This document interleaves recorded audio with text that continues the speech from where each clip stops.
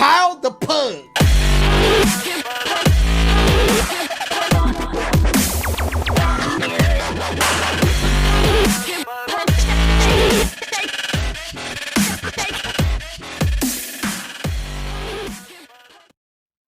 Welcome, ladies and gentlemen, to the Kyle the Pug podcast, episode number 23. We are recording on August 17th, 2020, and right now, all I just gotta say is, it is hotter than a snake's ass over here. It is legit 110 right now.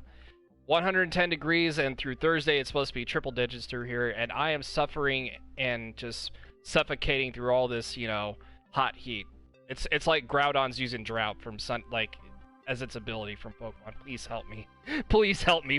For the love of God, somebody save me. Get me out of this hot weather.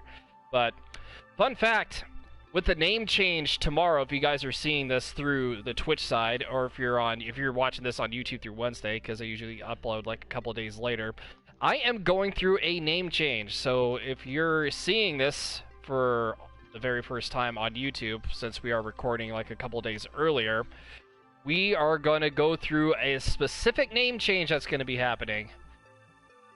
That is, you caught me, Penguin. It's going to be, it's Puggy Wuggy. You so caught me. Actually, no.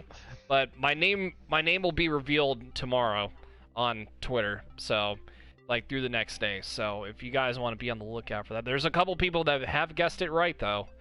And I did tell a handful of people that of my new name that's going to be. But we are going to have a good time with this one. I feel like it was the right move to change this name, and I feel like it was, the best move, at least for me, since I wanted to keep everybody on their toes. I feel like it's really, really good. It's a good name. It slides off the tongue really well, and to be honest, our very own Mattman was the one that came up with this name, but he's not here right now because he is kind of running late as usual. He's getting off work, but that's okay. But look who's back on the podcast with us. It's the Waddler man himself, Mr. Penguin. How you doing, man? Just hanging in there working and days off spent doing other things. Yeah, I mean, at least you're not suffering through this heat right now. It's awful. I was here too. I got stuff that I want to do to my truck that I can't do. It's too damn hot to go work on my truck. Oh my God, it's been like, I mean, through the last, I would say, couple of weeks, like a week and a half, two and a half weeks, I would say, somewhere around there. It has been absolutely horrendous with this, triple digit temperature heat wave over here. He's like, shut up, night. But anyway, so yeah, it has been absolutely just ridiculous at this point. We've actually went through something called a blackout protocol. I think you'd like a rolling blackout protocol here in the entire state over here in California, where especially with this hot heat wave over here, every single power, every connection in the county, the whole state of California, it's been shut off entirely. And they gave us no warning about this, about this warning about the blackout happening. And the blackout actually happened, well, it was over here for it was an hour, so thank God I actually got some of my backlog gaming in. And I'll talk about my backlog here in a couple of seconds, but it was just, oh my God, it was the power was out for an hour, and everybody was just walking outside trying to get to certain places, get out of the house, go someplace, and nobody could go out anywhere. It was nuts. Absolutely ridiculous.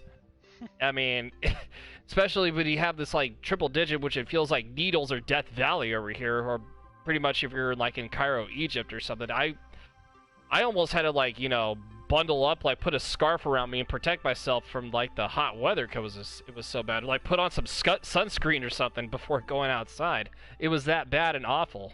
And obviously we're into a next week and it's not any better. So, Groudon, stop using drought. It's awful, man. But yeah, speaking of backlogs, how's the backlog update on yours and Penguin? What have you been doing the past couple of weeks? I actually kind of got mine narrowed down pretty good. So, I mean, it's not terrible. I've only got maybe 3 games on it. Mm-hmm. So you were playing World War II. You were playing World War II currently as of right now. You're kind of going back to the worst. Well, I wouldn't say the worst zombies ever, but it's kind of cheesy. It's more cheesy than Infinite Warfare. At least Infinite Warfare is kind of just... more manageable, though. Well, World War II Zombies, they mainly focus so much on the, I guess, horror aspect, and they did the actual replay and fun aspect. It wasn't really horror, though. I mean, I've seen horror games like scarier than that, and that's just like my, opinion on the matter. But I mean, hey, I actually could re-download it again, so that way I actually need. Well, do I even have all the? I don't know if I have all the maps or not. I know I have all the the season pass for Infinite Warfare, so if I can download all the maps, I probably could immediately, easily. But I don't know. Maybe one day I'll get back into it.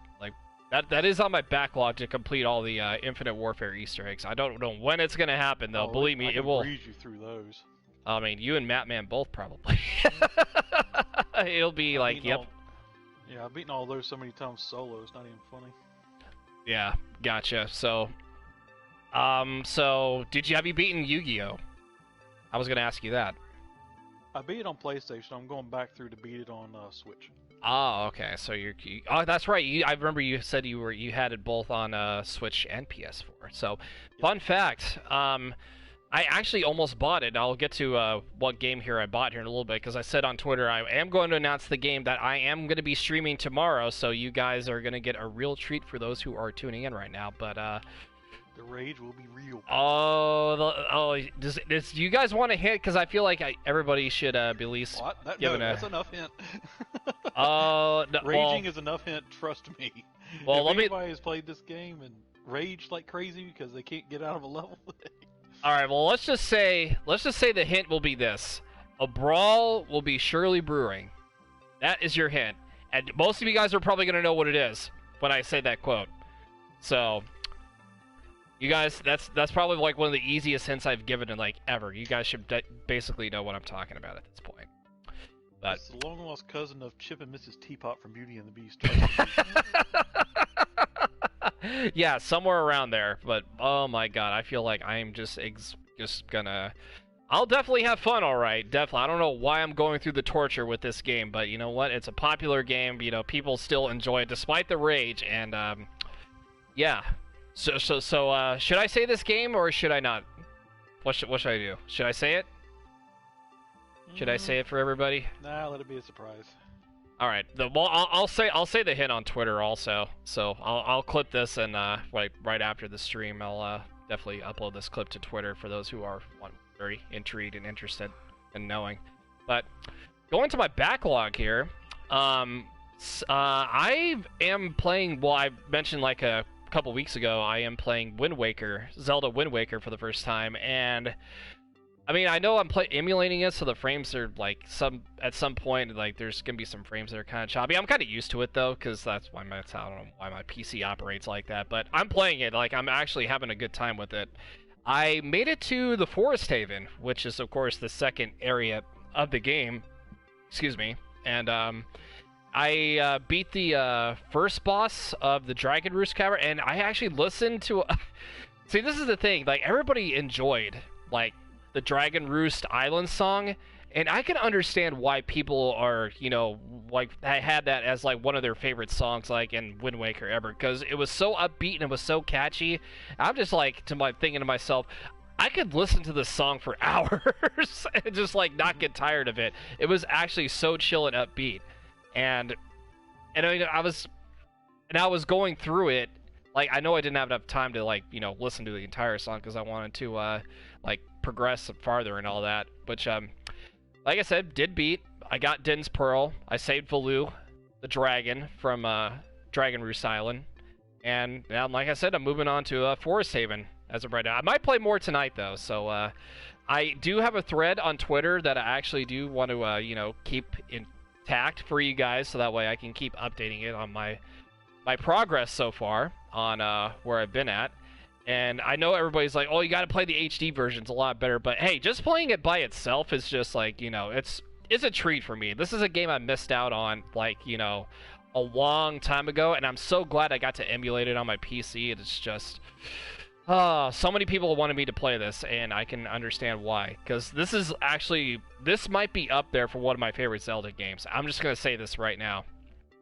And if you guys haven't played Wind Waker yet, I would definitely recommend like you guys would play it, just because, you know, the fact that it's very colorful, the animation style is just gorgeous. The best part I think so far about this game is the combat mechanics. I adore and love the combat mechanics for the game itself. I think it might be like my favorite, you know, combat like style, like anything Zelda like ever.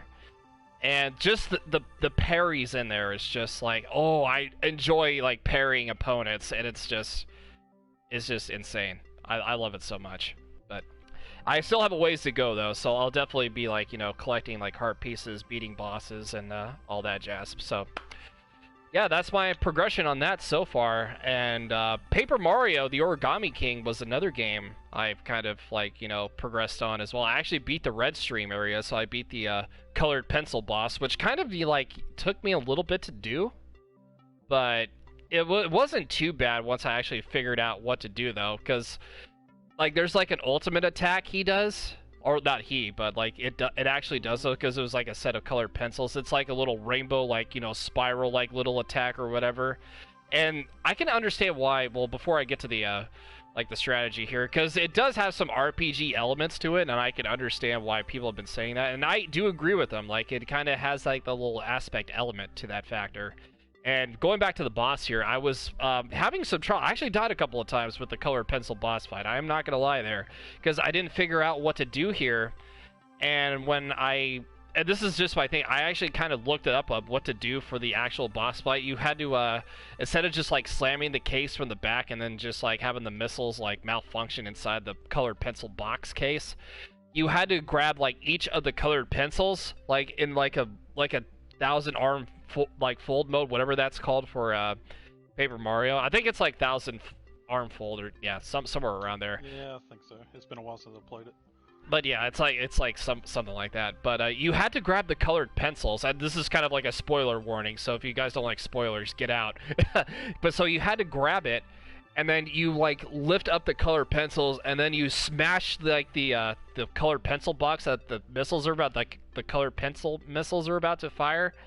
And it gets stunned, and then like once you stun it, you just grab him again, and you just like start rapid fire stunning him, and you can just take out the boss completely. That's how you literally just beat bosses in the game, at least as of right now though. So I've beaten 2 bosses so far, so we've it's kind of a pretty challenging, difficult game, honestly. Well, not really difficult, but the only problem I have so far with Paper Mario and the Origami King is the save state. Like the save areas, like you could save at like one place, and once you get like far enough to a point where you know you haven't saved in a while because you got to find a save point, if you die in a certain area, you have to start all the way from that certain save point, which kind of sucks though, because you made all that progression just to not save at a point like right before you died, which is yeah, it's kind of irritating a little bit. But I mean, other than that, the game is really colorful. I do enjoy it, and I'm gonna, between that, Wind Waker, and like a bunch of other backlog games we're gonna be working on this week on stream,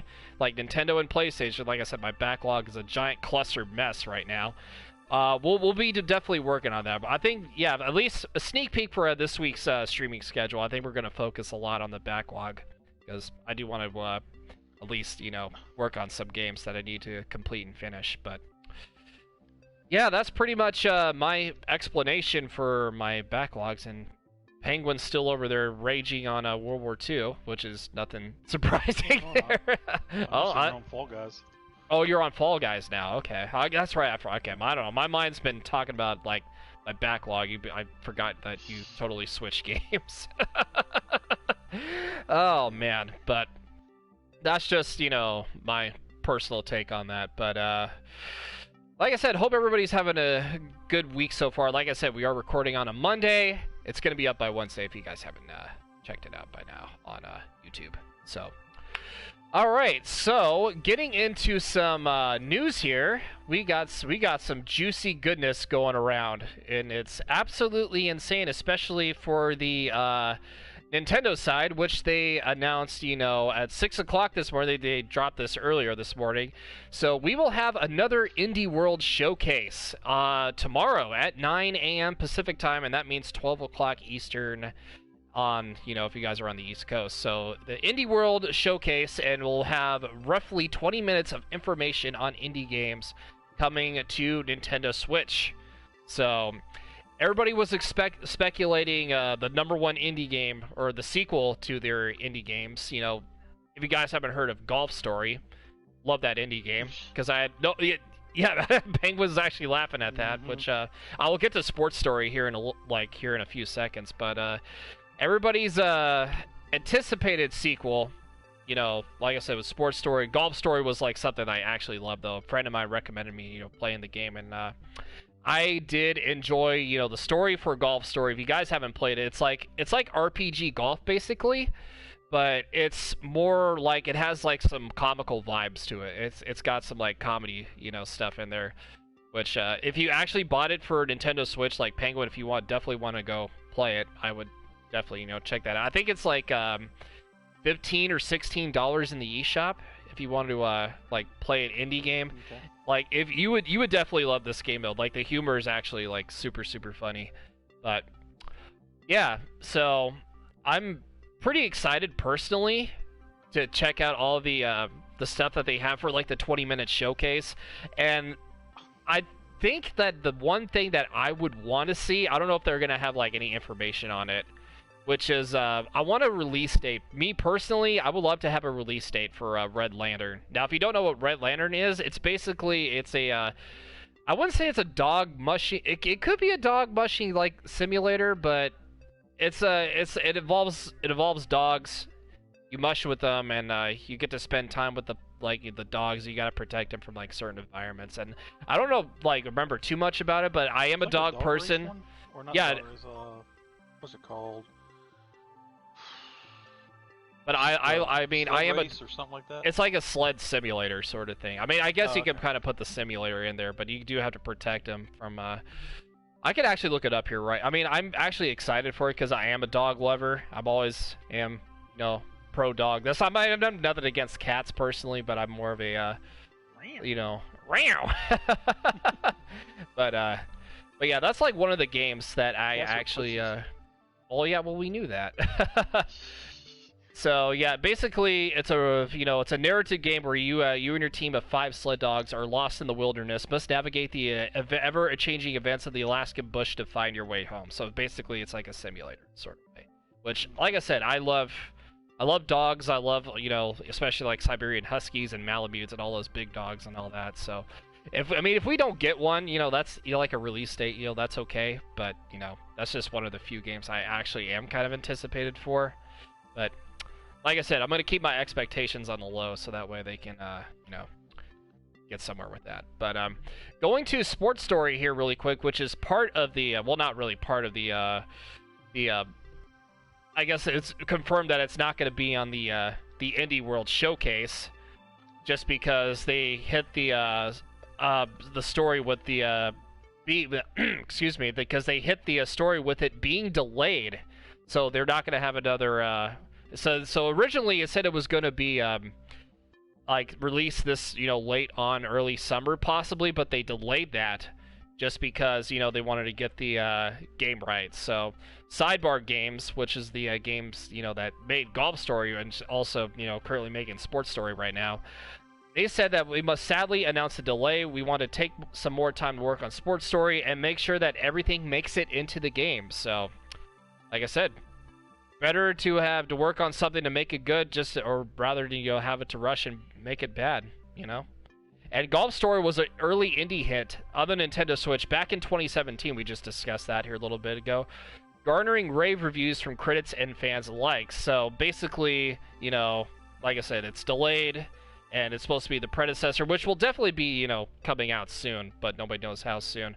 So I think at the point here, I wouldn't be surprised, if they worked on this game, it would be released by 2021, early on, somewhere around there. That might be just me, but I don't know. That's just, kind of my guess at this point. But I mean, do you have any guesses, predictions on what you would want to on a release date? No, not really. Not really. I mean, you're not really the indie game person though. But I mean, there's some indie games that are actually pretty fun out there that I have played. I think most of my indie games are actually on PS4, but like Switch indie games are actually definitely interesting to look at. But I don't know. I mean, that's just my personal. I mean, I love to see like new games I've never heard of before. Like I know maybe like games like I've actually seen like exist, like like PS4 games, Xbox, PC, all coming to Nintendo Switch and all that. Just because for third parties. Fall Guys was another one that I actually had on my mind for that game coming to the Switch, but that could be kind of debatable, just like an up and down situation. I mean, it could definitely fit, I think it could run well on the Switch, like for that being ported over there. I could see it definitely running well. But Possibly. yeah, but they gotta take the Devolver needs to take like their sweet time, like running the analysis and the statistics. I would say, I don't know if I said the words right, but They need to run the research on how they can definitely get their hands full with that. But I don't know. That's just my personal take on it. Like I would definitely on that note. But at least I mean, to be honest, like, and this is like kind of like happening everywhere. Like to not to throw things a little bit off topic here. Well, not really off topic, but this is kind of like the internet sort of thing, but I'm just gonna say it anyway.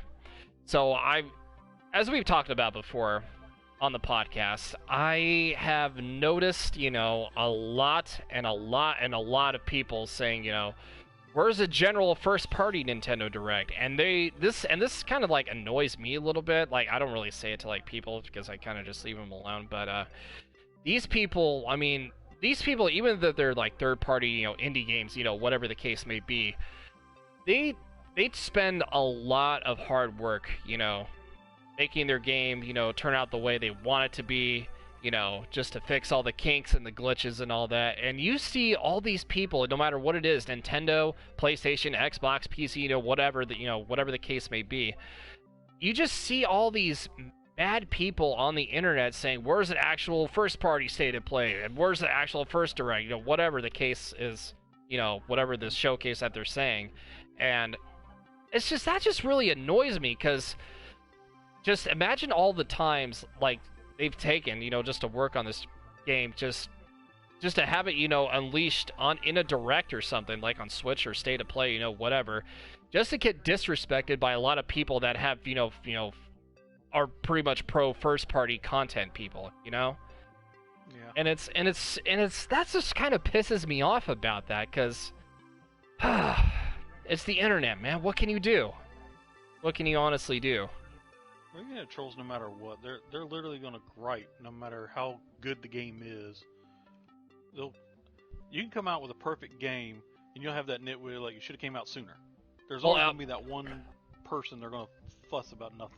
Well, it doesn't have to be about first party though, but it can also be like third party content. Games could actually be up for like really, yeah, exactly.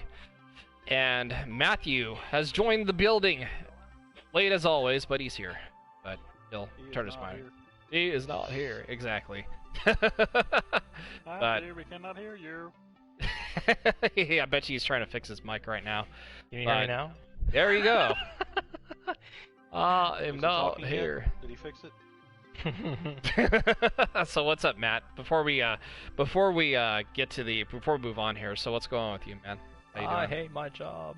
Yeah, we can tell from the group DMs, dude, that you definitely hate your job. I'm so tired of it. Because you're like, everybody was because I guess everybody left at 3 and you were the only one that was there during closing time. Yeah, that doesn't feel good, man. Yeah, they had some kind of a memo go out saying like, hey, because of the heat going on today, we're gonna try to save on during the peak hour. So at like 3 o'clock our time, we're gonna bail out. Everybody's gotta get out by 3. That was basically me at Farmers Market a long time ago, like long time ago. Just the closing time, like at 8:30, 9 p.m. is. It was 3 o'clock, and I'm like sitting there looking at my coworker. I'm like, is she gonna do something or tell us to leave or something? Tell us to go ahead? And she's like, I don't know. Eventually, she had the guts to start talking to her because I was asking too much. I was like, well, you ask her. I'm not gonna ask her. I asked too many questions. So she asked her, and she's like, no, we're exempt from it. I'm like, in my head, I'm going, what the? How are we exempt from going home? How are we freaking exempt? Yeah. And it's like, what are we gonna do? And then I saw the memo from the freaking directory saying like, yes, your unit's exempt, and if the AC does give out though, please send me an email. I'm like, fuck you, dude. If you don't even answer your email, you're not even gonna respond to your email. So basically, you're saying, oh, if you're dying, send an email. Oh, if there's a fire, send me an email. What a dick, dude. Oh my God. How's your life, everybody? Well, I just talked about my life here, like at the beginning of the show, or Damn. my backlog part, that is. And how the weather's really bad. But moving back on to here to Nintendo Indie Direct, like I said, for Matt, if you're just joining us, that's tomorrow at 9 a.m. So if you want to watch the Indie Direct, actually there's some good indie games.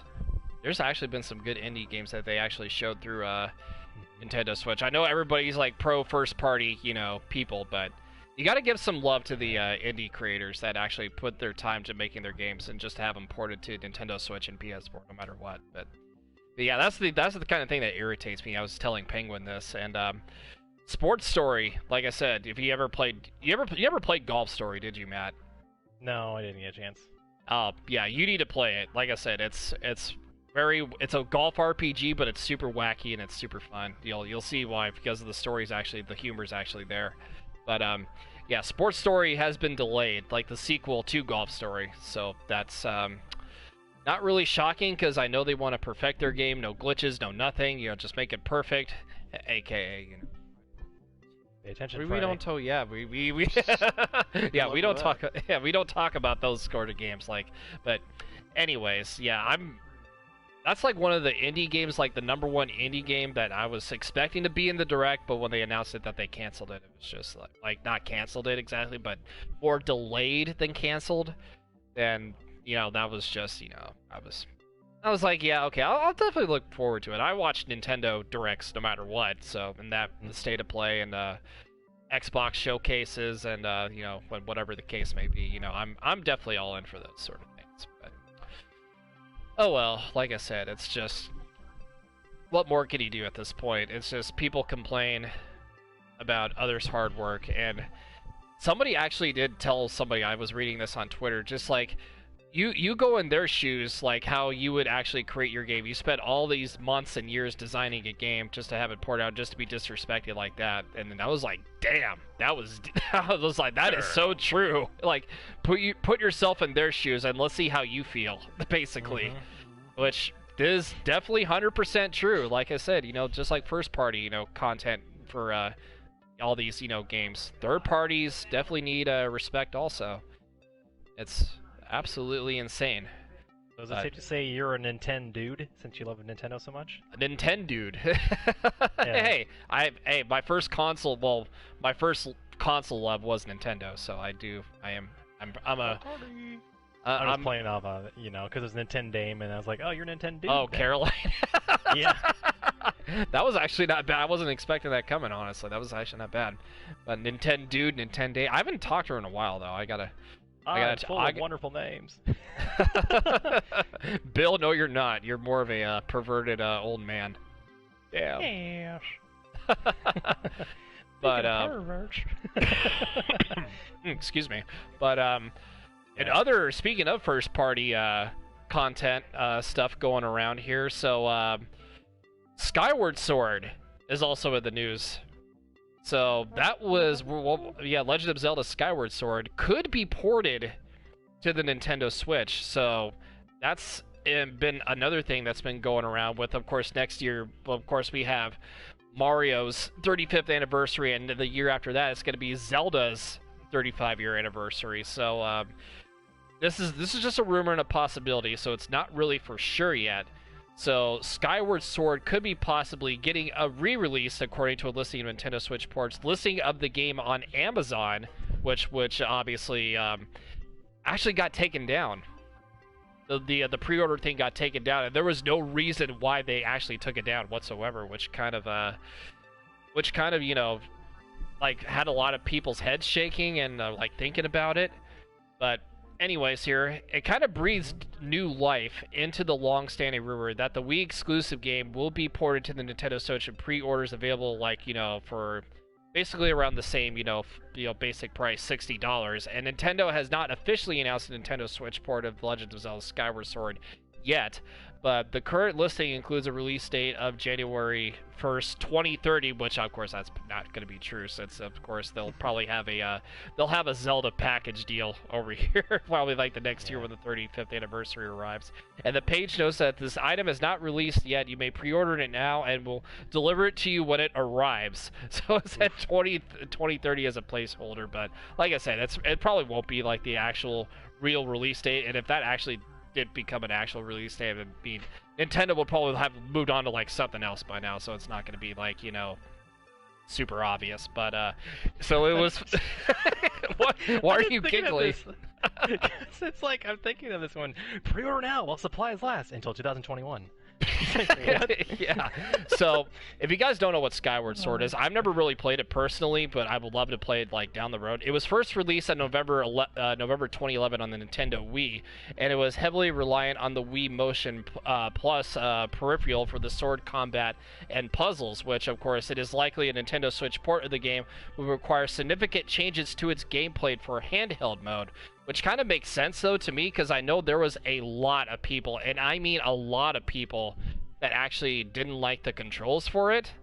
But I'm excited to actually, if they actually do release a port for this for the Switch, I would be excited for it just to play the, the story and the actual, just to see the characters itself, because it does look super colorful. Like for 2011 game being on the Wii, it looked amazing. Like the story-wise, characters, their relationship with each other, and the soundtrack. I actually heard a little bit of the soundtrack on it, and it was very, very beautiful. So I'm pretty hyped about this. So I mean, I don't really care about the controls either way, honestly, but that would be something on my radar. I would definitely play for sure. Like, I'm a Zelda nerd, I will admit that. I will always admit that until I die. So I know none of you are, but I'm just gonna be the one that stands by like a pledge to like a "We the People" quote. But I know at least two people that'll join you. There's you and yeah, there's Rebecca. There's gonna be a lot of people that are in a Zelda. It's not gonna be just like I mean, I think if Penguin could actually get into it, I think he would probably like it too. But I enjoyed Zelda, the originals. Yeah, like you're more of a 2D person than more of a 3D person. Yeah. But this was also talked about here earlier on today before we well, not really earlier on, but with Penguin before the show started. But this was kind of dawned on me a little bit. You know how they have Super Mario Maker, how you can make your own levels? Mm-hmm. So imagine a Zelda Dungeon Maker game where you could create your own dungeons from 2D and 3D. But would it be 2D, just only 2D, or could you have some 3D aspects to it? But there's some different answers, though, to this. And at the same time, then here's my opinion on this. I don't really care for either or the other. It's just as long as, if the Zelda Maker becomes super popular, I'd be all in for it. And this was talked about, like, in my Discord, one of the Discord communities that I'm in. And that would probably, and this is funny that I say this, too. That would end up, if this game actually does exist, like if it ends up being true, like if this does actually happen, that would be one of my most played games on Nintendo Switch. That could top Pokemon Shield for sure. But that would be just like Animal Crossing. It will. It probably will. Well, Animal Crossing would be third if that happens. So I would be spending so much time just like creating like 2D dungeons and on there and all that jazz, and it would be like to see my ideal like motive for that game. Like if they actually, like, to me, my ideal motive, like my actual like brainstorm would be like, it'd be like Mario Maker, where you could like create levels like or dungeons or whatever from like the past Zelda games and just like put it to life like on a 2D, or I know Mario Maker doesn't have 3D levels, sadly, but if you if you switch those modes basically from 2D to 3D, that would actually be kind of cool. So I mean, everybody's going to go more the 2D side than the 3D side, but there's going to be something for everybody. in my case. That would be just my opinion, though. But what would you guys think on that? Like, Matt, what do you think, man? Do you think the popularity would rise up? I honestly wouldn't know. We wouldn't even know. You wouldn't know. I have no say. I mean, you don't know say. You speak in Spanish to me. Yeah, this is basically like a foreign language to Matt, basically. But I don't know if it'll overpass Mario, though, at least to me. But it'll definitely be up there. There will be a good number of people that play it. Like, people that play Mario Maker will enjoy that and create, like, most, like, unrealistic puzzles that probably, like, you know, you never solve. Like, of course, in the Dashi community where everybody, like, you know, all the pro Mario Maker players like to troll Dashi, you know, that I feel like that's something that would definitely happen. just to have people. I feel like his community is just nothing but people trying to make a game where a level he can't beat. Yeah, I mean, there's levels that he does beat though, but I don't know. That just feels like how, in my opinion, that's how it would be. But I don't know. I would be game for a Zelda Dungeon Maker personally. Just like, you know, call it Legend of Zelda. Yeah, because Zelda, I think, is the number 2 behind Mario. And like I said, I know it won't probably surtop Mario Maker, obviously, but I would definitely see, you know, sales going up. Like, you know, millions. At least, like, if the game got made and it existed, definitely get millions for sure. But that's just my opinion. Yeah, Penguin, go ahead. I was going to say, I think what raises popularity right now is where so many people in other states are still not able to do anything except sit at home. So something that, like, helps them be creative, like Mario Maker or a Dungeon Maker, you would see probably a lot of cool ideas come out of it.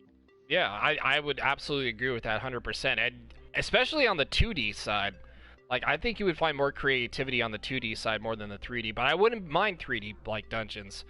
Or 2D dungeons, but I see everybody go mostly to 2D because everybody's more of the 2D aspect of the Zelda franchise, and it's like you with Metroid, Penguin. You're more of a 2D person platformer than you are with 3D, you know? Yeah. Well, I think certain ones it's probably easier on people for the 2D side to build it, because you're not trying to do the 3-dimensional view of it. Oh yeah, because imagine if you did try to go the 3-dimensional view, that would just take hours and hours on end. That would be the only downside to it. Yeah. Like, if it 3D looks actually good and they actually spent their time on it, I would definitely play it for sure. Like, you know, if they spent, like, you know, 24, 48 hours without sleep, just like, and I say that as, I don't mean that, you know, as a Zelda pun, because of course Majora's Mask reference right there, 24 to 48 hours remaining, but yeah, if they spend like hours and hours on end just like, you know, creating something from that aspect, I feel like, you know, like I said, I would definitely, you know, play that level for sure. Like 100%. But at the end of the day, I feel like it's going to go more 2D based. Like somebody was mentioning that they were going to go more 2D based, and I feel like that is absolutely true though. You know, it's just my take on it, but I feel like that's what would happen if that actually came out to be. I know, like I said, Matt's not a Zelda person. He probably never will be, and that's fine. That's okay. It's not for everybody, but that's just, you know, he's probably getting angry with me right now, but it's all good. I don't hate on Zelda. I just never really got into it, honestly. Yeah, I mean, like I said, it's not going to be for everybody. But I don't know. I just enjoyed it just because, you know, I had a blast with it, you know, when I was, you know, younger. And we were talking about Zelda possibly with 35th anniversary, you know, we were talking about that a little bit earlier. So they actually, you know, could involve a little bit of a collection set on what they were going to release on the Switch, just like, you know, the so-called 35th anniversary of Mario for their collection. But what do you guys think of what games could be released, you know, next year as a Zelda collection, like on the Switch? And before I give my answers here, I want to see if Penguin has his answers. To be honest with you, I honestly don't know. You honestly don't mean? I haven't thought about it in all honesty. I mean, it's one of those things where I feel like they'll probably go with the top 3 Zelda games from the past consoles. Mm-hmm. Because if you say that, like, the top whatever the top 3 were overall, not just like personal favorites, but actual top 3. Mm-hmm. And they say, oh, next year over a span of 4 months apiece or whatever, we're going to try to remaster and release these top 3 Zelda games. The Zelda community and a lot of the Nintendo community will go nuts over it. I mean, they're gonna go nuts either way, though. Because imagine if Zelda had Legos. Now imagine that. Like, picture that in your head. Like, Mario has a Lego set. Why can't Zelda have one? I mean, Zelda Lego set would literally be like the perfect, perfect tool. Just to have a like a 35th anniversary collection. Like, have 2,000, 3,000 pieces just to build like Hyrule Castle somewhere. Like, out of Legos. That would be insane. I would definitely pay, especially if you ever seen the show Lego Masters. I don't know if anybody else has seen it. Yeah, I wouldn't be surprised if 2 people got together just to build Hyrule Castle out of Legos, taking 2,000, 3,000 pieces. That would be nuts. I mean, I would be so down to see that. But my top 2 answers, I have 2 at least for the 3 collections, because I don't know if they might have 3, I don't know, but obviously we talked about it. Skyward Sword is obviously number 1. That would be the first one. The second one would probably be A Link Between Worlds, because I never really played that one, because I know somebody said it has a Link to the Past aspect to it. I mean, it'd be kind of a cool thing just to take part of, or just to look at. And everybody says number 3 could possibly be Wind Waker or HD or Twilight Princess. I think my number 3, though, if I had to actually think about it, this isn't really number 3. My underrated pick, a dark horse pick, would be Minish Cap in 3D. But I mean, just yet alone it in 2D status actually works really, really well. Because if you don't know what Minish Cap is, that's for the Game Boy Advance. So that was a really good handheld game. And to be honest, I'm just gonna say this right now. I think Minish Cap handheld was a lot better than Link's Awakening, handheld on the original Game Boy. But that was, a long time ago, and they didn't really have much graphics to talk about. At least for my number 3, though, I'm just gonna say this right now. This will probably shock everybody, but Oracle of Seasons and Ages. If you don't know what those games are, you definitely need. I mean, I at least beat one of them, and I'm actually kind of working on the second one as my backlog. Those games in 3, an actual remade-ish, on a Nintendo Switch platform, just like they did with Link's Awakening. I think I could see them doing something like that. They kind of have the how they remade Link's Awakening from the original Game Boy onto the Nintendo Switch. I think you guys remember that. I think they could probably do the same thing for this one. Now, this is just a shot in the dark. I don't know if it's going to be true or not, but at the end of the day, I mean, I would definitely see something like that.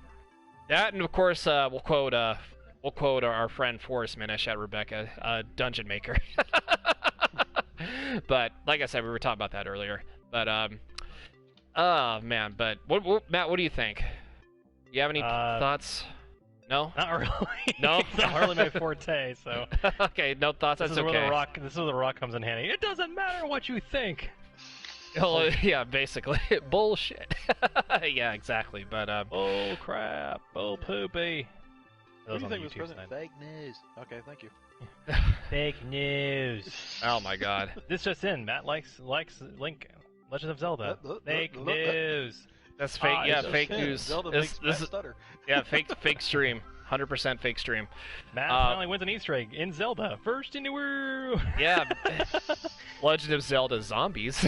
Actually, that is funny. Yeah. Actually, that is a thing. Actually, Legend of Zelda Zombies. I think Dubbed Out played it, which that was a lot. There was a mod one too. Yeah, there's a bunch of zombie mods for that. It was just actually some of them are actually really, really cool. Like a Zelda one, a Pokemon one. There's a Mario one. It's honest. I played one. I downloaded through Steam on PC for Black Ops 3.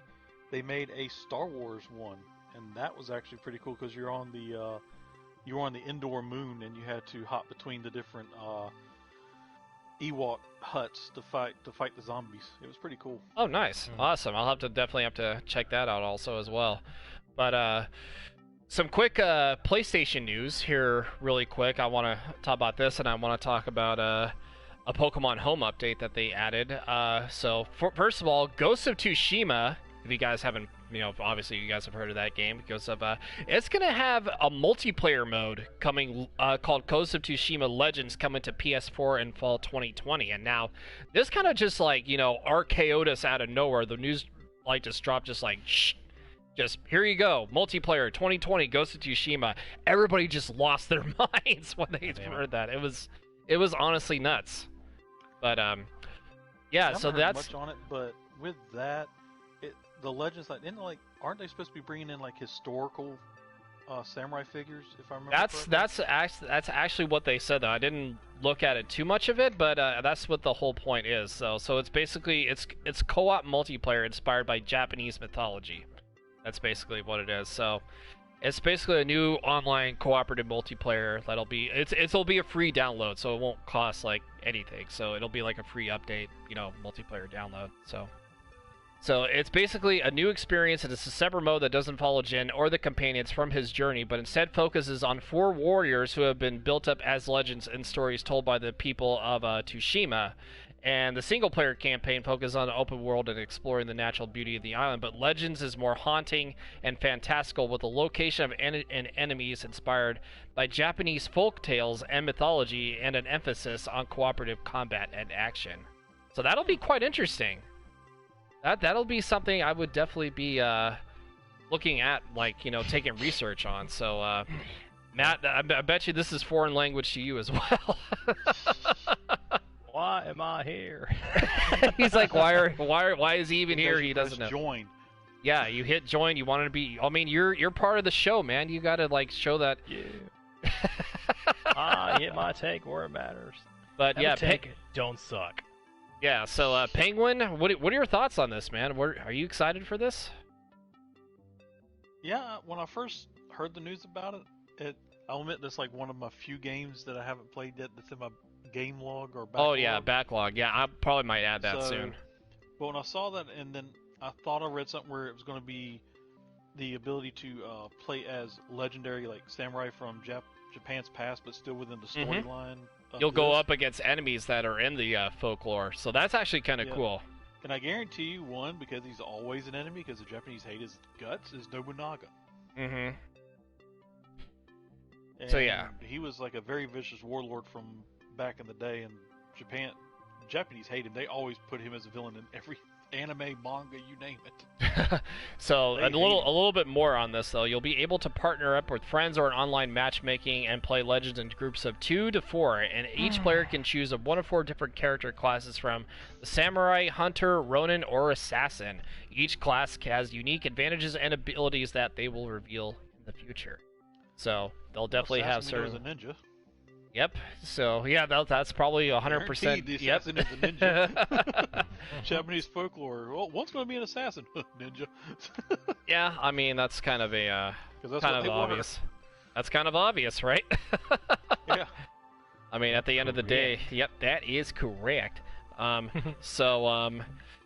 have a screenshot here. That's basically all for the Tsushima part, but I do have a screenshot. I actually do want to talk about some Pokemon Home updates, because it's just like a minor update that they featured, so I want to try to get the screenshot here really quick if I can find it on my phone. Okay, so the new Pokemon Home update, which is of course 1.21, and includes the following changes. So they improved search result filters for the GTS search for Pokemon function, and now they include searching for legendary and mythical Pokemon option has been updated to include people searching for legendary, mythical, and other special Pokemon. You can now filter your results based on what Pokemon you have deposited in Pokemon Home. They added the ability to place multiple Pokemon in the Wonder Box at once, and they revised challenge completion messages for improved clarity on what challenge you've completed, and they fixed Gmax Toxtricity's Pokedex entry, because I guess it glitched out because it never was registered for some reason, but they did fix that though in there. So those are some Pokemon Home updates to mobile, and I think, does the Switch have an update? I'm not sure, because I know I know the mobile version had an update, but I need to look at the. But yeah, those were just like some updates that they added though. I'm hoping like it'll be easier though, at least for me, to look for more mythical Pokemon through the GTS, because I think before you couldn't do that. You couldn't like put them in the GTS, or you couldn't find them, which is, you know, it's kind of garbage, honestly. but yeah, Matt, what do you think, man? Because I know you're more. This is more your category than anything else, so I'll leave it up to you with the updates. Did they make it possible for Zarude to be actually tradable within that? Because I think he can be tradable I tried to check, and they haven't really. Didn't really see anything. Like I checked, and it said that there was like a problem with the Pokemon you're still searching. But maybe they may update that. They may not. I don't know. But it'll be like somewhere in that ballpark. But I mean, at the same time, I mean, it's kind of good that they actually have, you know, those changes. But I mean, to me, at the same time, it's just like, I mean, it's gonna be like kind of like the same result when I'm trying to search for a mythical Pokemon I don't have. So, like, and it's plus it's hard to like get one nowadays if you're trying to look for one in the GTS, because they want like, oh, a certain Pokemon, and there'll be these people that'll like troll you, like, oh, you need to trade me a level 10 Zamazenta to get like a certain mythical Pokemon, and that's the. See, you know what I'm talking about. Abso-freaking-lutely, man. I think they patched that a long time. They patched that a long time ago, but back then though, those were like, you know, people online, excuse my language, but assholes were just like they just wanted to flex. Yeah, that's all it was. They basically like, tried to flex. To give a little long story short to the people who don't know about that, it's you're sitting there trying to get, let's just say you're trying to get a shiny Lugia. I mean, that's not an uncommon one, but just for lack of a better example, a shiny Lugia. Okay, here you go, shiny Yveltal. You're trying to get a shiny Yveltal, and all of a sudden you find one. You're like, oh sweet, and it's asking for a level 10 Mewtwo, and you're like, what the frick is this? Like, this is the biggest troll I've ever seen. Oh my god! It's like, it went just, and they probably still do that anyways. But I think now that they fixed it, they kind of patched it up a little bit. But I'll see like maybe one or two people like. But other than that, it's not as bad it's not as bad as before though. But now it's actually it sucks, but it's also fair that it's not as many shinies are available now, and they're like you don't see as many as you used to. And now you kind of have to grind it up to try to find the correct Pokemon to trade for the shiny that you do find, which is really It's fair because the shinies are rare in the game, so it makes it sense that they're rare in Pokemon Home too. So yeah, they did update that, so they're just gonna.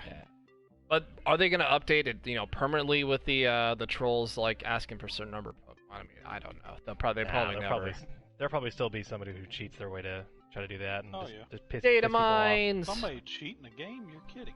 Yeah. Oh, of course not. Nobody would do that in real life, would they? Would they? I think it's weird because they were saying that Zarude is playable in max raids, but when the update came live, I have a Zarude, and do you? Nice. I wasn't able to play one. I wasn't able to play with it. He's not shiny though, so I think he's the one. I with the scarf think on it him. has to be. Oh, it has a scarf on it. I think it has to be without a scarf. I think. Yeah, that would make sense then. Yeah. So okay, that's probably why. Because that's why you can't use it. Because I know there's Zarudes you can actually use in raids, because I've seen them before in raids, and then there's some Zarudes that you can't use in raids, because I think the one that you actually have, you can't use it, so... I wonder if they're going to make a... Matt got scammed. No, I'm just kidding. I wonder if there's a... if there is going to be a Gigantamax version of him to come in the future. I don't know. I don't think so. I mean, I don't think so. Let's just love the one we have now. There's like 4 different forms of him. There's 2 different shiny forms, one with scarf, one without. And I think there's like the attitude of it. Like one of them, I think with the one with the scarf is more like friendly, whereas the one without a scarf is like wretchedly just savage. Yeah, I think the savage one you can actually use in raid battles, because I mean his nature is, of course, is going to be like angry as hell. So yeah, obviously you can just use that in there. But I'm still trying to get a Zarude though. I mean I'm kind of like. I mean, in a weird term, I would say naked with that one, but that would be, like, kind of weird. I don't know, but maybe if you hit me up with, like, if you get, like, a clone of a couple of Zarudes, you can hit me up with one. I'll try to give you something nice in return. Oh, I probably already have got some clones on there for the boys, and if people want to watch that, I might do some rude giveaways at some point. Not illegal ones, but ones that I've acquired legally, thankfully now. Because before people were getting rude like crazy, and I'm like, it's not out in the game yet. Why are you cheating?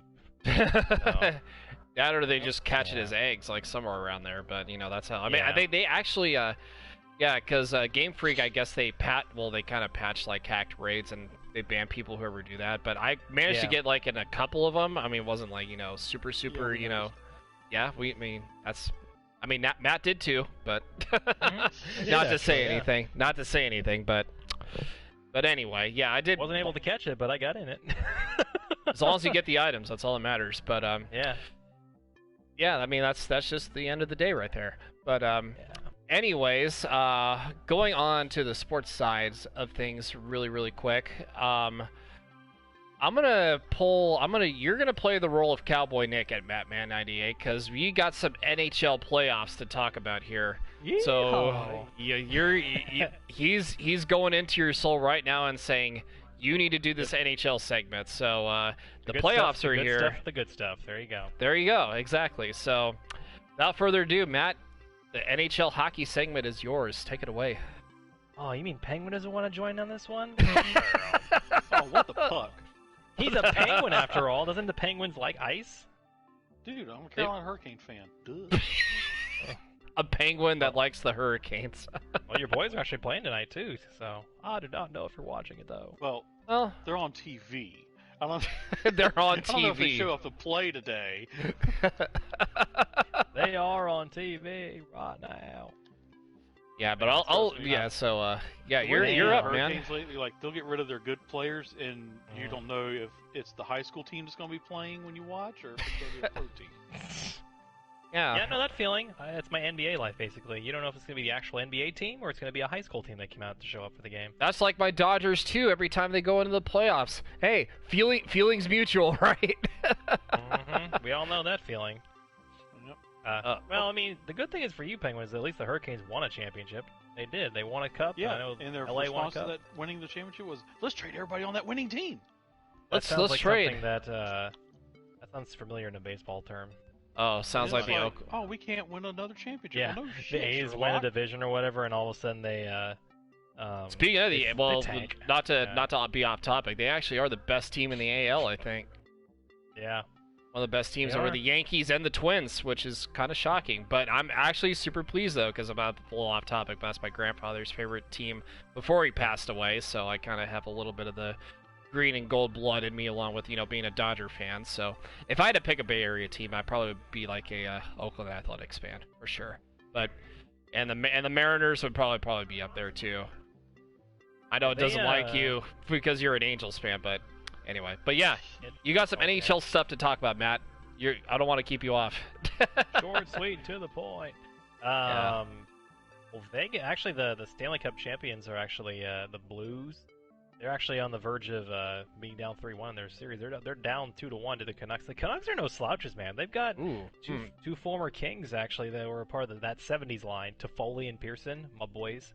Missing on the Kings team, but they were too expensive, and our team was going nowhere. So. Naturally, that's what happens. I mean, and you'll have seasons where your team just goes nowheres and tanks, and they'll just trade there just to rebuild and go to the draft. The Hawks and the Coyotes that are in the actual playoffs now were actually qualifiers too. So Vegas, of course, is probably on the verge of going to the next round to probably face Colorado because Colorado whipped the Coyotes' ass tonight. Yeah, 7-1. I was just looking at that too. That's. Yeah. Even the Avalanche are no joke too. No, they're not. Well, the Calgary and Dallas are tied 2-2. I think the winner of the Vegas series will face the winner of the Colorado Phoenix series. That'll be fun to see. Vegas and Colorado. That'd be a really fun match. But I mean, the biggest notable thing is that the Stanley Cup champions from like 2 years ago are all on the verge of getting swept by the Islanders of all teams. I'm like, what the freak? The Islanders? What? The Islanders. You guys suck. Bill. That was one of those things where it's like, wait, they still have a team? Right?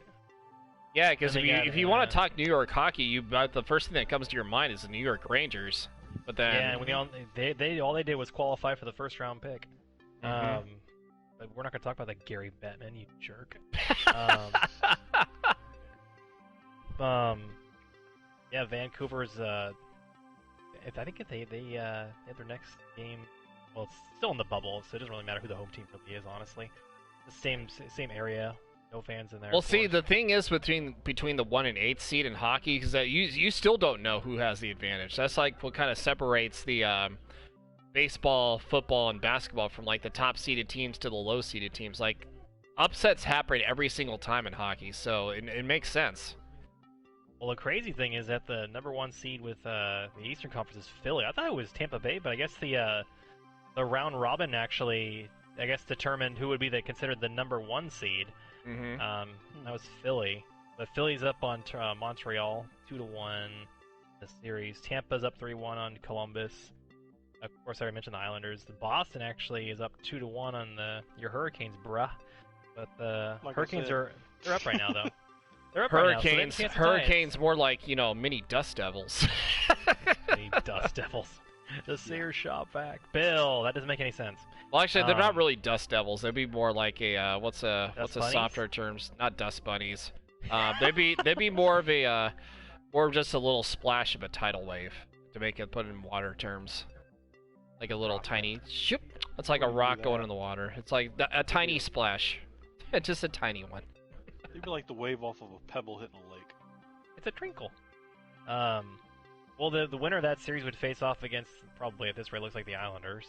So, I mean, it'll be too much of a more difficult way to go. But I mean, there's still a lot of hockey to be played. Actually, Vegas choked last night. They had a chance to sweep the Blackhawks, but the pain in the ass Blackhawks found a way to win, so they're still alive. Chicago is a hockey town. You gotta give them credit for it. Yeah, man, they were the big rivals in the big 5 or 6 year run the Kings had, where they were really, really good. And I think in that 5 year span they got 2 championships out of that, and the Blackhawks got 3. So, GG's Blackhawks, you got one up on us so far. I can name at least 2 cities that are hockey towns. Obviously, Chicago is one. The other one is Detroit. Montreal too, but Detroit is probably like the biggest one, like hands down. Yeah. Like I mean, their team was like a dynasty back in the day in the 90s. Oh, that team was literally insane way back when. Yzerman, Fedorov, and then Osgood as their goalie. That team was insane. Yeah. Yeah, they were a pain in the neck to face. They really were. I always liked watching them in the Colorado Avalanche back in the day with Patrick Waugh. Ooh. I watched the highlight of them where they had Joe Sakic, Claude Lemieux. Oh my God, those names literally take me back. Those like 90s hockey at its best. Kyle, do you remember seeing them and the Avalanche were fighting each other? Like they were the most fierce rivalry. Yeah, that was literally like one of the best rivalries in the 90s, like hockey history. I remember distinctly because I remember the goalies were like looking at each other like, "You want to go? Let's go!" And they start going to go to center ice, and they throw each other's pads down. These 2 big sumo wrestler goalies just fighting each other. It was so hilarious. Patrick Waugh and Martin Brodeur way back when were like the top 2 like goaltenders in hockey, like back in the 90s, like 100%. There's nobody that could compete with those 2. Yeah, it's very hard to find any comparisons, honestly. Very hard. Actually, and speaking of Penguins, of course, they're like no pun intended Penguin. So yeah, even the Pittsburgh Penguins, like even in the 90s, I'm surprised. Like, did they ever win a Stanley Cup with Lemieux, Yager, and Ron Francis? Like, I think they did. Did they? I don't have any memory of them winning one. Close, but I think they got traded before they won. Well, Lemieux did come back. I think Lemieux did come back to make it with the Penguins. He made a comeback with them. And I'm pretty sure he won one. Actually, no. I think when they came back, they won. They did win one when he. I gotta check that. I have to check to see if the. 100%. Okay, I gotta check. Hang on, I gotta Google this. 90s Stanley Cup. Yeah, because I gotta remember because I don't really have any memory of it. So, back-to-back Stanley Cup title. Okay, so it was 1997. That's what it says. Yeah, 1992 Stanley Cup. Yeah, I think you guys are right though. You know the best thing about the Stanley Cup, and it's why it's most revered, other than what it looks like, the fact that your entire team gets their name engraved on the trophy, so you're forever in the lore of hockey history. And they're actually running out of room. Actually, they're on the bottom tier now, so makes you wonder are they going to throw that into the Hall of Fame when they're done with it, and just break a brand new one out? Will they change the look of it? I don't think they should change the look of it. That's why it's so revered. If they changed the look of it, there would be a lot of people that would be like super upset. Canada would revolt, and Canada especially, like all the Canuckers. They'll be like, yeah, I don't know what French is for you bastards, but they would say that. Yeah, there'll be the Canadians take their hockey seriously, so don't mess with them. Very. Like Toronto, Montreal, Calgary. Yeah. Hockey to them is like soccer is to Brazil. As actually, I'll rephrase that. Hockey to them is like soccer in Europe. Penguins actually, but yeah, that is a good point though. But yeah, Brazil does have a good point though with Brazil, but I say soccer is more popular in Europe than anywhere else. They will. They will cut you. They will. Not even a second thought. Exactly. If there are franchises that have been revered over the years for their ability to just absolutely just wreck the stats when it comes to being all over the Stanley Cup. Obviously, the Canadians are like the Yankees of hockey. They are always seemingly, like in the early 70s, they were a dynasty, and then after they were a dynasty, the Islanders were a dynasty, and then of course the Oilers with Gretzky and Mark Messier were just absolutely ripping titles left and right. But I don't say Gretzky was good, but he wasn't the best player. It's just he had a very good team that made him look like a very good player.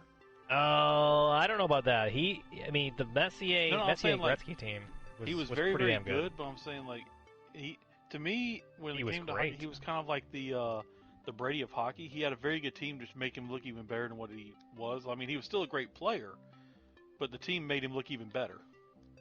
You know what I'm saying? Well, yeah, obviously I'm not saying he didn't have the skill. I'm saying that the team made him look even better because they played so well together. I remember. It's like LeBron James being on one. It's like Kobe and LeBron on their teams separately. They obviously had the teams to make them look good. I mean, I could definitely see what Penguin's saying though. It's like I'm not saying he wasn't good. I'm saying he was great at the game, but when you have a very good team, it makes you look that much better. Yeah, you nailed it on that last comment there. You said he wasn't. I'm not saying he wasn't good. He was great. Yes. Yeah, you separate the good ones from the great ones. I mean, you think about it too. When he went to LA, he actually put the Kings. I mean, they weren't they were kind of like, oh. He carried them. He put them on the friggin' map. I mean, if it wasn't for, and I try not to reflect on this too much, but if it wasn't for Marty McSorley in '93 having that illegal stick, the Kings could have brought the Canadians to the brink of Game 7. They ended up losing in 5, I think, but that was the only chance for Gretzky at that time to bring a championship to LA. It was just sad that he couldn't do it. But I mean, obviously, we're not angry at him. All is forgiven years later in 12 and 14. This isn't a Steve Bartman situation, so yeah. No, actually, you know what's funny? I don't know if I mentioned this last week, but I think it was Safeco, the Mariner Stadium, right? Yeah, Safeco's the Mariner Stadium. Yeah, the name now. T-Mobile. Yeah, T-Mobile. Yeah. Okay, yeah, T-Mobile, excuse me. So, yeah, they have a cardboard cutout of Steve Bartman. Like, I'm not even kidding. And you know where he's placed at? On the left field line in foul territory? Yep. They actually placed it right there just because, and just not to call the kettle black, but oh my god, it's just that Steve Bartman thing will never ever go away. I don't know. I just kind of felt bad though. Throw a squid on the court. Yeah, it's not like a Steve Bartman situation where, it's not like all is forgiven as much. Steve Bartman is... Well, McSorley would not be Steve Bartman. McSorley would be he'd be kind of the scapegoat in that because of the fact that they were doing so well in the game that he got caught with the illegal stick. I guess it was just an illegal curvature of it, which gave him more an advantage on any kind of shot. So they basically suspended him for the entire series, and they lost their best defenseman. Albeit a bruiser defenseman, but still an authority in the defensive side. But I mean, they still had a talented team. Robitaille was a Hall of Fame king. Gretzky, of course, down the middle, and Rudy was no slouch as the goalie too. It was a good team. wasn't a slouch team that only relied on Gretzky only. I mean, they had pretty good, talented guys around. Oh yeah, well, I mean, speaking of course, obviously people that were forgiven. Which how about Jim Joyce a long time ago with Armando Galarraga's perfect game? I know this isn't hockey, but yeah. Yep. So let's talk about his blown call. Yeah, with the White Sox and the Tigers. He almost had a near perfect game in the very last out. Well, he Galarraga handled it really well. Yeah, he did freaking livid, but yeah, he handled it very well. The fans reacted more so and made him feel bad more so than Armando did. Mm-hmm. Armando was more like along the lines of just like he looked at it and he's like, "Aw, man." I mean, he didn't get pissed off and just started ripping the guy a new Yeah, I mean, he was so professional about the situation. This was before replays, like actual replay reviews. I am surprised that people thrashed him as much as they did, considering. I mean, in the moment, I was looking at going like, how in the hell could you blow such an easy call? And then this is one of the easiest calls in the game. Yeah, that's why they put replay to know that.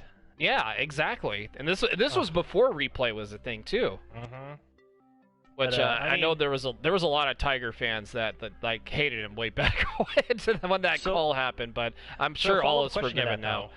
So a follow-up question with that. So based on the reaction that Armando but they did, I think, make up though. Him and Joyce and Armando did. They actually did kind of have a picture together and have all is forgiven. Let's just move on. So do you think that Cubs fans would be as livid with Steve Bartman if Moises Alou didn't flip his lid when he got the foul ball stolen from him? Because Alou practically slammed his glove down in frustration. Yeah, and that's how I think the Cubs actually gave up a lot of runs in that inning too. Yeah, that's where the curse actually get into his head. He let it get into his head, and then all of a sudden the entire team's like deflated seeing Alou's reaction. Yeah, it was, and not just him, the whole city of Chicago was deflated too. Like, they were feeling his pain. So, it was... Yeah. I mean, the whole Steve Bartman situation, I just think, like, to be honest, like, I feel like that curse is still, that's going to be lived on, forever in Chicago's, like, it's tainted, it's scarred, it's never going to go away. I mean, if obviously there was going to be a point where, if the situation actually, changed, if, Bartman didn't go for that ball. I know it's not really his fault though. He had headset on. He was listening to the radio of the game between the Marlins and the Cubs. And of course the Marlins went on to win the World Series, in that same year, Josh Beckett having an amazing performance, obviously, which was absolutely nuts, which absolutely demolished the Yankees, but that was, later on. But I feel, like I said, I know he was wearing headphones. It wasn't like I said, he was trying to going after. Any other fan probably would have, went after the foul ball. But the ball was irreachable for Alou's, glove to be caught. This is kind of debatable too. It could have gone either way. You know what I'm saying? It's basically who was really at fault here. It's was it actually his fault? Was that he was going for, was it not his fault? I know he was trying to catch a souvenir for wife, child, somebody next to him, like a kid, whatever. But himself. Well, I don't know. It could have been for himself, possibly, but I don't know. We don't know what his motives were then, and we still don't know what his motives were now. I think there was an ESPN documentary on that a while. Well, I forgot what it was called though. It was something about with Steve Bartman. I'm trying to. It was 30 for 30. I gotta look this up. I forgot the name of it. He's still in witness protection, isn't he? I think he might be. Let me take a look here. 30 for 30. If it was Catching Hell, that's what it was called. Oh, okay. Yeah. Yeah. So I think Steve Bartman might be in witness protection still. I think he might be in witness protection for a long time. So let me see if he's still in witness protection. So yeah, he's probably one of the most hated people in Chicago. I would be so shocked if he was still over there. But so this was actually back in 2016, whatever happened to Steve Bartman, if he's still in witness protection. I'm pretty sure he is though, but I would be surprised if he's not. But let's see. But yeah, he did watch when the Cubs did win the World Series, so that was way back in 2016. And so, and yeah, the true fact was the Cubs, that day when the the Bartman situation happened, the Cubs were actually 5 outs away from winning the World Series just to have that happen. So That did. Yeah, that was. If I was a Cubs fan, I'd be kind of crushed at that. I mean, would I be mad at him? I mean, it's kind of debatable. Like if it was like a younger me, like way back when, like I was super competitive, like being a fan and all that, like being diehard, like biased and everything, I probably would. But like going like 13 years later, like more mature me now, I probably wouldn't be. Like I would show mercy and show some sympathy towards them, like in a sense. You know what I mean? Yeah. Yeah. But that's just my take on it. But anything else you guys want to add on? Like any honorable mentions? Go Braves. Well, I mean, if you want to talk about ultimate choke jobs, I mean, sorry, Dark Shadow, if you're watching, but I mean, clearly the Giants choked against the Angels in 2002. Clearly Ouch. they did. Ouch. Awful call. And what happened there? I mean, that was just Like, it was you wanna talk bad. about It was... choke jobs. The Braves, after winning their last World Series in like the 90s till now. Yeah. Oh. Yeah, Whenever how about get last beat year? by a team that has no name in the first round of the playoffs. How about last year for the Dodgers against the Nationals, Game 5? They were actually the only team to actually compete, well, like in the National League to compete with them, and of course the Nationals just like destroyed the Cardinals in 4 games, if I remember correctly. But I do remember, like I said, Game 5. Yeah, Kershaw was trying to pitch. He actually did get out of the last inning, but then when he pitched, next inning, I think it was the 8th inning, somewhere around there before Jansen got in there. Yeah, first 2 pitches he gives up, it's a home run. Both of those pitches were like back-to-back shots. Yeah, that's a choke job for you. And then Howie Kendrick's grand slam to like put the nail in the coffin, which was, yeah, that was like the ultimate heartbreaker right there.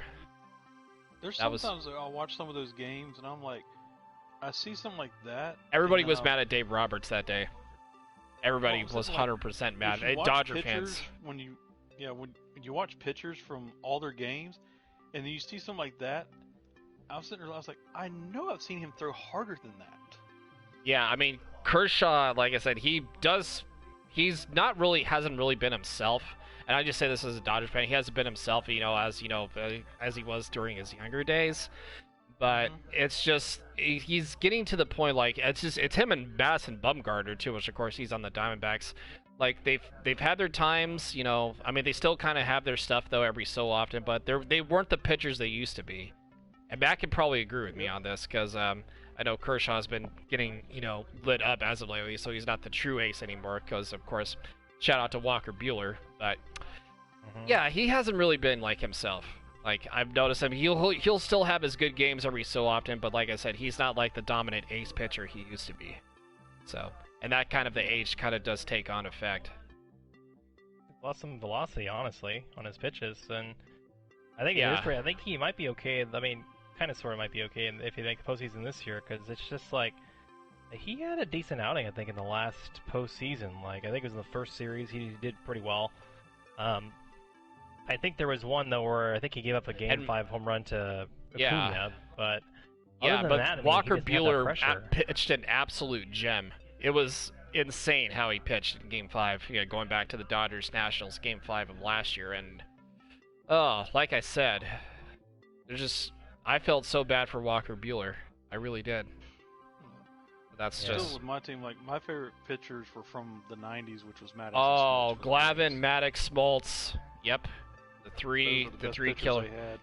Yeah, the three trio. Yep, exactly. I remember exactly from the top of my head. But anything else you guys want to like add on? Nothing. Anything? Go Angels! Even though they got their asses swept by the Dodgers, go Angels! They actually did, though. I'm not bragging to you. Just go. I don't know, but I mean, if it was concerning the fact that except for we run LA. We run LA basically. That's all I gotta say. The entire weekend, I kid you not, with my brother and my dad, I was telling them about every time Luis Rengifo came to the plate. I said, "Hey, Dad, remember see that guy there?" He's like, he literally said, "Who's that jerk off?" And I'm like, "That's the guy you were gonna trade for." He's like, "Really?" Like, yeah, that's the one that Artie Moreno got a butt hurt about. Oh man, but yeah. All right, well, I guess without further ado, I guess we can end the show here. And one last thing before we go off here. This is going to be the last time, again, as I mentioned at the beginning, this is the last time we're going to be calling this the Kyle the Pug podcast. So this will have a new name starting next week, and it'll all make perfect sense when it all comes together. Know what it is. Yeah, so we're not going to say it yet. Not yet. I'm going to announce it on... Yep, exactly. But Welcome anyways... to the Puggy Wuggy podcast. The Puggy Wuggy podcast. That wouldn't be a bad idea. Puggy Wuggy podcast? That wouldn't be a bad idea, though. But I might have some honorable mentions in there. We'll see. Definitely we'll see, though, for sure. It may not be exactly the name change, but we'll definitely see for sure. But anyways, thank you guys so much for tuning in on the Twitch side or the YouTube side, depending on what time you're watching this at. So, like I said, if you're watching if you're on Wednesday, you're on YouTube, you're on this channel right now, made it through.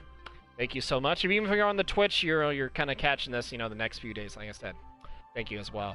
So, we'll get out of here, and I will see you guys. A little fourth wall break. Gonna see you guys tomorrow. We have our mystery game we're gonna be playing. So if you guys didn't check out what it was, I will put a clip of the what I said earlier on Twitter, and I will definitely say what it is here, like very, very soon. But again, thank you guys. See you tomorrow. And of course, for the podcast, I'll see you guys next week.